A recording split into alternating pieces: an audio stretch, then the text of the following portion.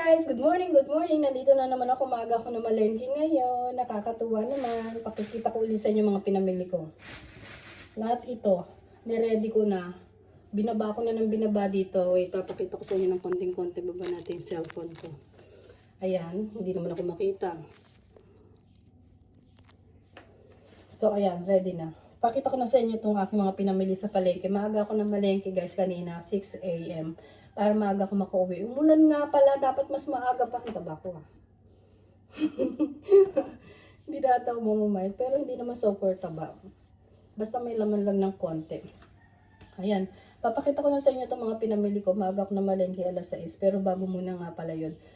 Ulitin ko lang, maaga pa dapat ako mamamalengke kanina kaso umulan. Yan, medyo nag-uulan na dito sa Cavite, sa Dasma. So, papakita ko na sa inyo yung mga pinamili ko. Isa-isa, niready ko na to.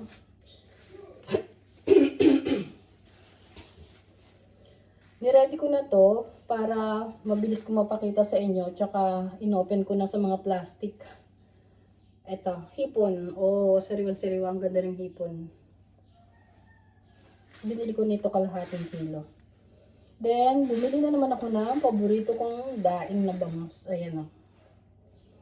O, diba? Teka, gustong kamay. Ano pa ba? Talong, bumili ako 10 piso. Ayan o, nakatali. Hindi ko alam kung mahal or mura. Mura ang talong ngayon, pero gusto ko to. Panglagay ito sa ano. Pamprito pwede, pwedeng pangpakbit. Sinabayan ko nitong alokbate. Hindi ko alam kung lahat ito mailalagay ko sa munggo. Magluluto ko ng munggo ngayon.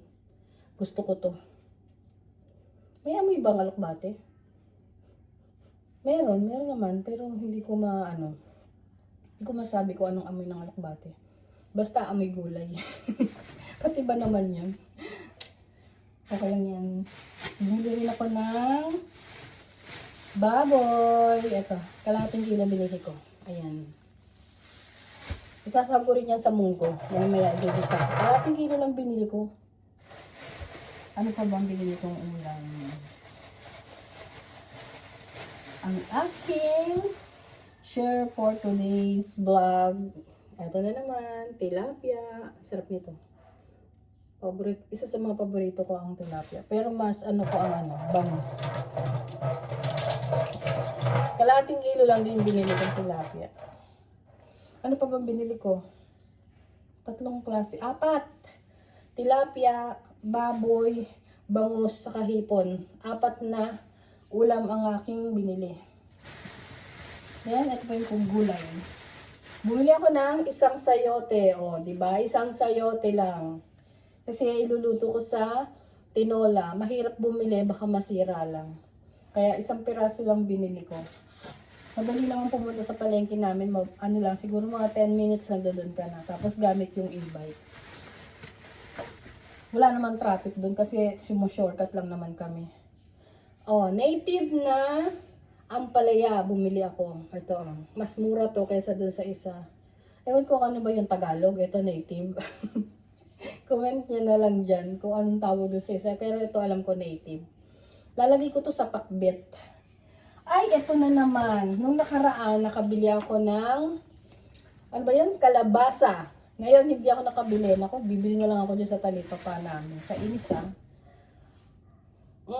sitaw. Bumili ako.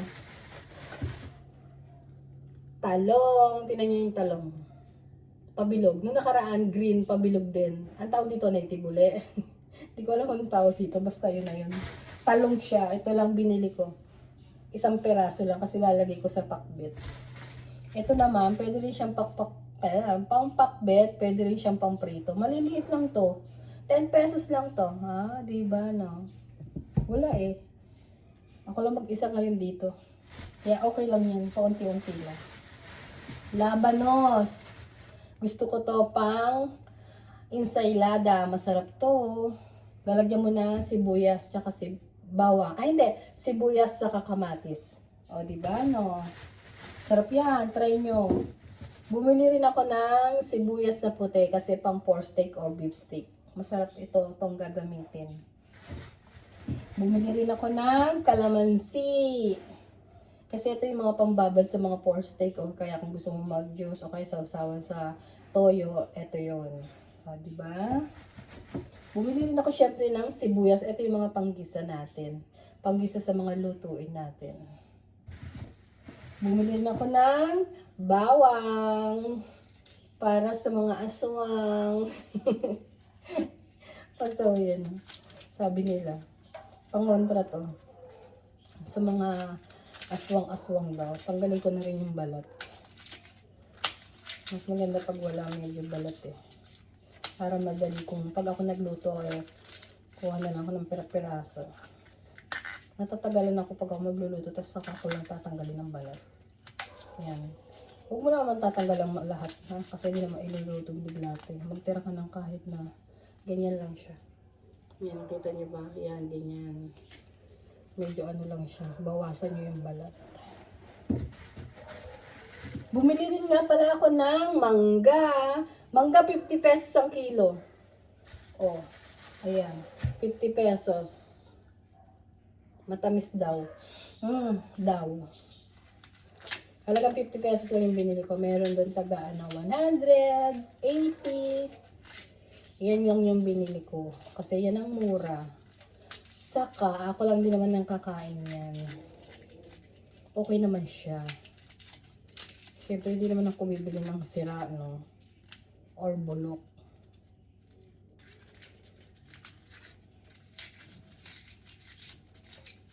Tanggalin ko lang konti ito.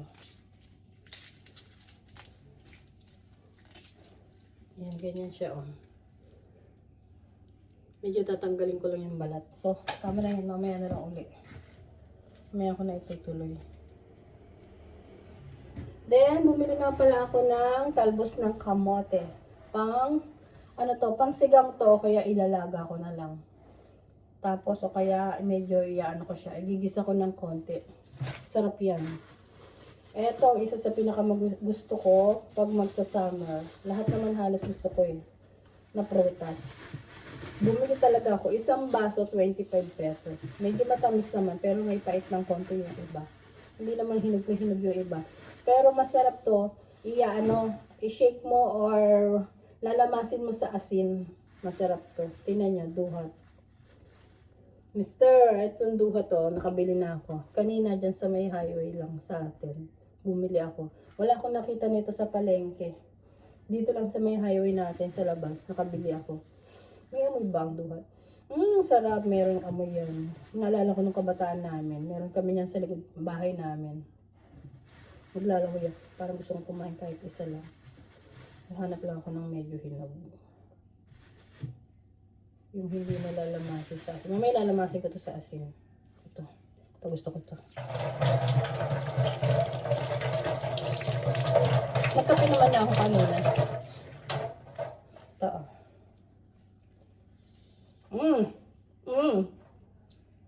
May pait pa siya ng konti. Pag nilamas sa asin, medyo mababawasan yung pait. Pero hinog na kasi, malambot na siya.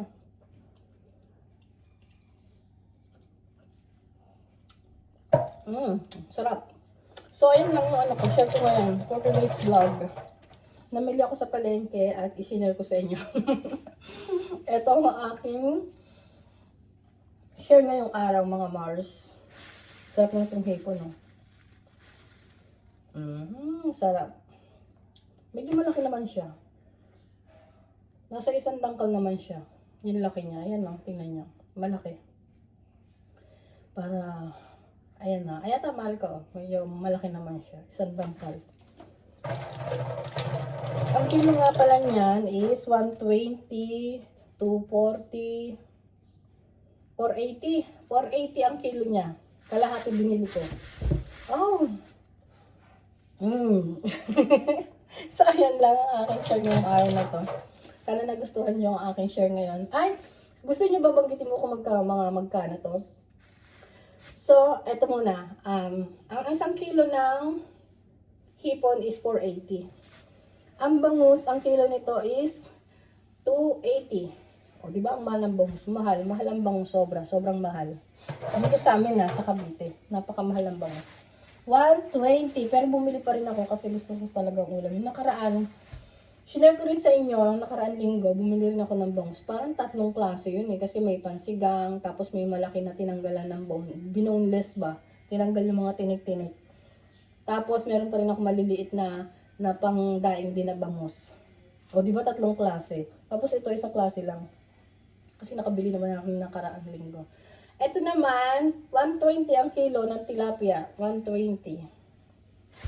Ang baboy 300 pero dito sa amin, dito sa kabila sa kanan. 310. Pag dito sa papasok dito sa isang eskinita naman, looban, nasa 350, sa palengke 300. O di ba iba-iba? Iba-iba ang presyo syempre. Basta maghanap ka na lang ng mura, basta sariwa at kaya pang kainin. O di ba? Yan tayo mga nanay matipid. Kailangan natin magtipid o kailangan natin mag-budget para naman magkasya yung isang buwan na allowance natin, di ba? Yung binibigay ni Mr. So, ayan ang aking share ngayon. End ko na muna tong aking vlog. Sa susunod na lang ulit. Pag ako na malengke, share ko ulit. At nandito ngayon ako sa bahay dahil day off ko na naman. Siguro gada day off ko sa tindahan. Yan, baka makapag-share ako dito. Noong mga nakaraan lagi ako nakakapag-upload na nandoon ako sa tindahan. Ngayon, pag day off ko at nasa bahay lang ako, ito, pamalengke day. Pamalengke day at ito ang share ko ngayong araw na to.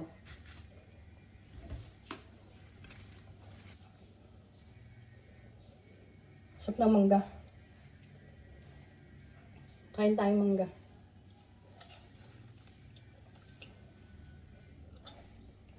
Nagkape naman na ako. Siguro hindi nasasakit at yan ko. Ang sarap.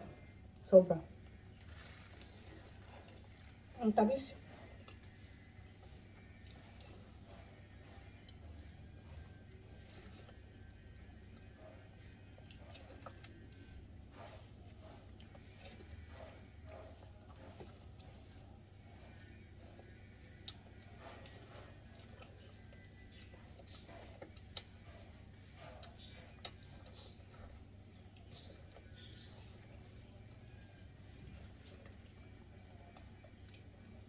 Boss.